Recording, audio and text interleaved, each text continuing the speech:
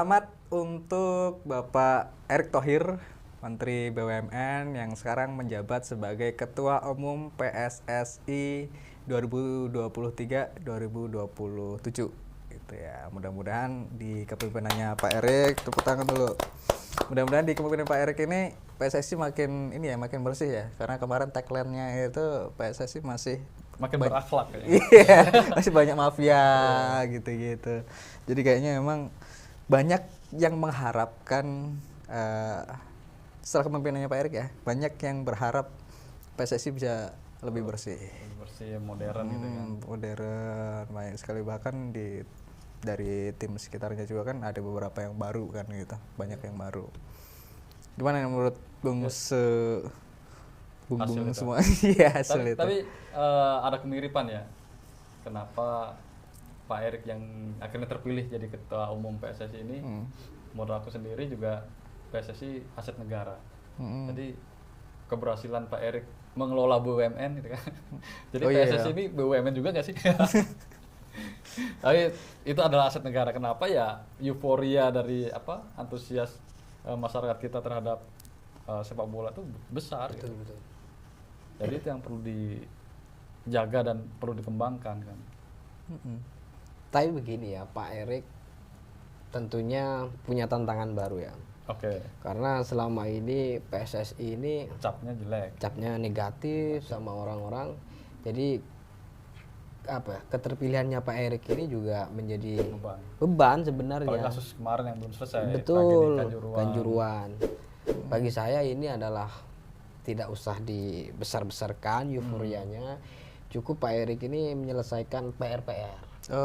Kita hari di PSSI dikenal mafia bola, kemudian tidak berprestasi. Betul.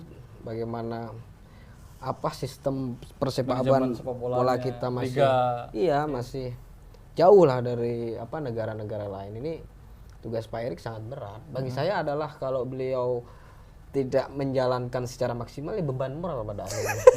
Beban moral. Iya sih. Iya, banyak harapan ditumpuhkan satu orang. Cuman kemudian kalau kita lihat kemarin itu waktu pemilihan di PSSI kan nggak cuman milih ketua nih. Betul. Ada milih wakil ketua juga kan Bung ya. Iya, Bahkan sampai 2 kali, maksudnya dua putaran. Nggak tahu kan. Iya, pertama kan udah kepilih tuh satu, ternyata sama Ratu. Terus katanya banyak kecurangan kan, banyak yang kecurangan dilakukan untuk wakilnya. Akhirnya drama. Terus kemudian pilih ulang. Itu kayaknya bukan kecurangan, gocekan, sliding tackle gitu. Bahasa sepak bola, oke kita pakai bahasa sepak bola. Jadi karena kemarin banyak yang nyeleding, gitu. Akhirnya pilih ulang. Jadi selamat juga buat kakak kita Ratu Tisa. Mudah-mudahan bisa benar-benar ini kayaknya bukan Pak Erick sendiri yang kerja kayaknya. Diserahkan ke Mbak Ratu ini kayaknya bakal bagaimana dia akan berkreasi untuk memajukan sepak bola ini. Karena kemarin di Thailand yang kemarin tuh AFF itu salah satu manajernya juga perempuan gitu kan. Dan bahkan dia menargetkan untuk masuk ke Piala Dunia juga. Iya. Apakah Ratu Tisa akan melakukan itu juga? Mantan sekjen PSSI juga kan? Pernah. Dan di Pak Erick waktu pidato pasca kemenangannya kemarin dia keluar konferensi pers, dia ngomong bahwa selama ini peraturan di PSSI itu pengurusan minimal 1 orang perempuan gitu. Yang katanya ini perlu ditingkatkan lagi, perlu diperbarui kan gitu. Dia mendorong untuk minimal PSSI 30% ada keterwakilan kaum perempuan. Perwakilan perempuan itu. Kayak partai politik lah ya. Iya betul. Kayak partai politik. Jadi harus mengakomodir perempuan kan. Akhirnya yang di sampingnya si Mbak Samara kan di sampingnya tuh ya senyum-senyum aja tuh. Ya, Jubir PSSI ya? Kemungkinan kemarin kan jubirnya Iya. Dari PSSI ke PSSI. Jadi tadinya S-nya 1 ke S yang 2. Makin dingin. Tapi benar nggak sih kalau misalnya majunya Erick Thohir ke Ketua Umum PSSI ini juga menjadi salah satu tangga menuju RI 2 gitu. Jadi ada kos politik juga di balik itu. Gitu. Dan yang dikhawatirkan sebenarnya sama teman-teman ya, PSSI hanya dijadikan batu loncatan. Anak tangganya Erick Thohir untuk maju ke RI2 gitu. Politik lagi mainnya. Ya, jadi bisa jadi bisa enggak, Pak. Karena kan antusias masyarakat terhadap sepak bola kan besar juga, apalagi besok mau ada Piala Dunia U20 di Indonesia. Jadi naiknya ini hanya faktor elektabilitas kita sih. Ya, benar juga, memang bebannya tuh besar gitu, bukan hanya beban untuk memajukan sepak bola, tapi beban untuk naik lagi gitu kan. Mudah-mudahan enggak sih. Atau jangan-jangan Pak Erick akan bisa membenahi sepak bola ketika dia menjadi wakil presiden kan? Biasanya kayak gitu biasanya. DKI Jakarta bebas macet ketika jadi presiden. Biasanya kan gitu biasanya. Ya harus begitu mungkin. Tapi itu tadi harus ada niat baik dulu. Visinya ada dulu. Cuman kayaknya memang kan banyak juga tuh EXO-nya kemarin yang dipilih kan. Ada beberapa. Tapi kan orang lama semua ya sepertinya itu ya. Iya, banyak juga orang lama, bahkan ada yang bilang, wah ini sama aja. Move on. Iya, wajah lama juga yang di situ, kayaknya ini ya bakal sulit nih Pak Erick kalau milih perangkatnya begitu semua kan.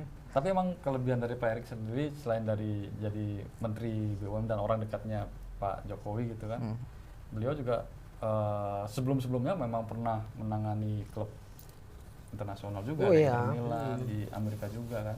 Jadi udah paham juga gitu loh pola-pola manajemen liga yang ada di luar negeri gitu.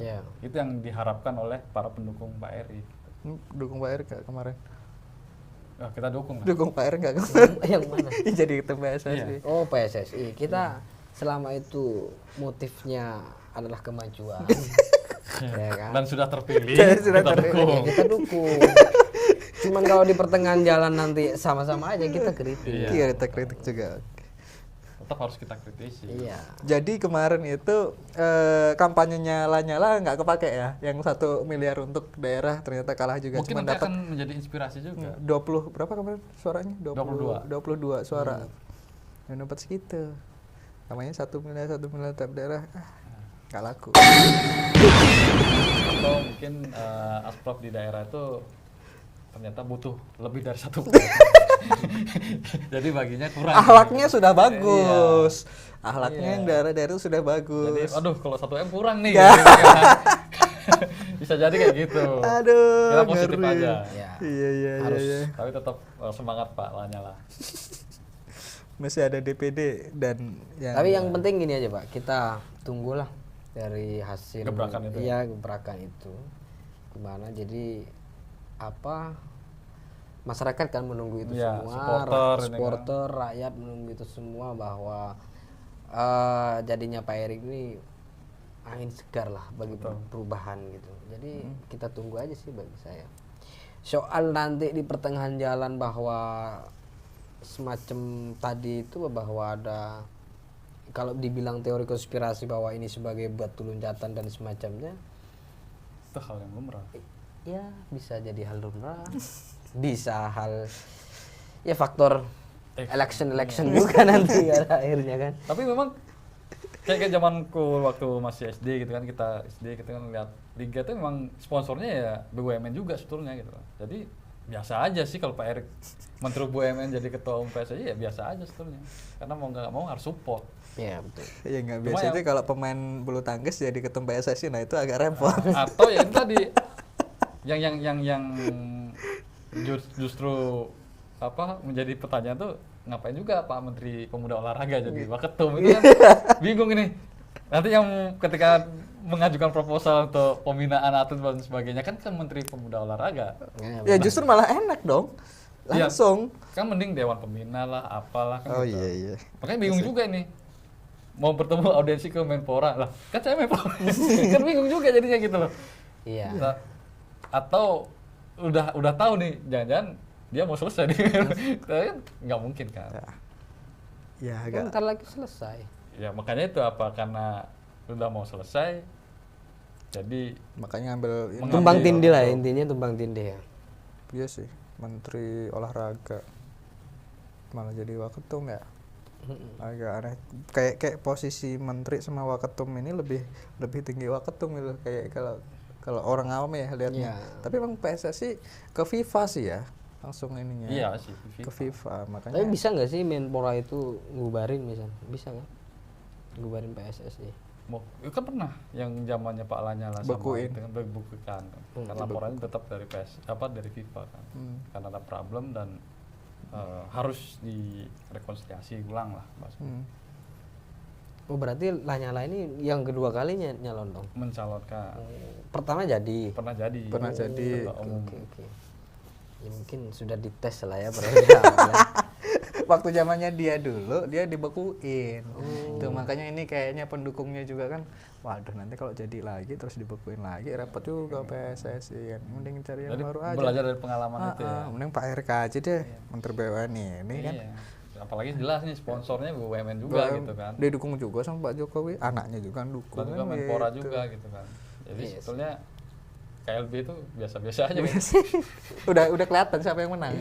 Tapi yang seru memang Ratu Tisha sih, yang keren. Di Waketum ya.